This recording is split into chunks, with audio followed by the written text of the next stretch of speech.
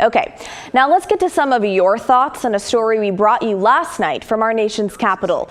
Oregon Senator Jeff Merkley asking a pointed question to 3 of President Trump's nominees for jobs in the State Department. I wanted to ask you, Mr. Lando, is President Trump a Russian asset? He went on to list 5 different things President Trump has done that he says benefit Russian President Putin. And before we get started on this, let me just say, wow, it has been weeks since you filled our inboxes with so many of your thoughts, dozens and dozens of voicemails and emails. The majority of your feedback sounded like this from Michelle. I was so happy to see Jeff Merkley standing up and asking the hard questions. We've seen so little of that. And so many of us are very concerned, thinking, hey, is anybody going to do anything and stand up to these people? So it was very good to see Senator Merkley standing up and asking some hard questions. I thought it was really great. Kevin wrote to us, Senator Merkley was spot on in his description of Trump's embrace of Putin. The grand old party has become the guardians of Putin.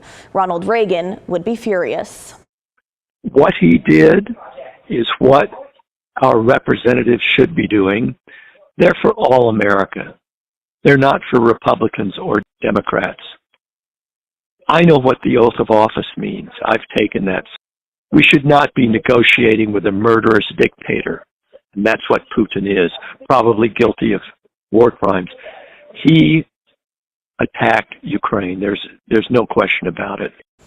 But not everyone was thrilled with Senator Merkley's question, like this viewer named Steve. I'm not necessarily for Trump. I'm not necessarily a super liberal. But when I see Merkley on TV asking questions like, is our president a Russian asset?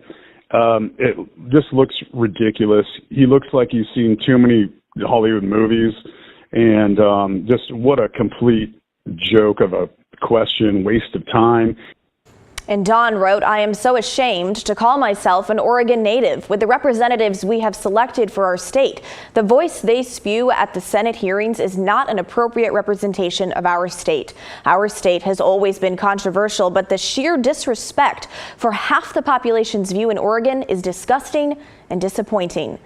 Well, thanks for everyone for your responses. We really do read all the emails and listen to all the voicemails, no matter how long it takes us. And we appreciate you sharing your thoughts. Keep it here. We're back right after this.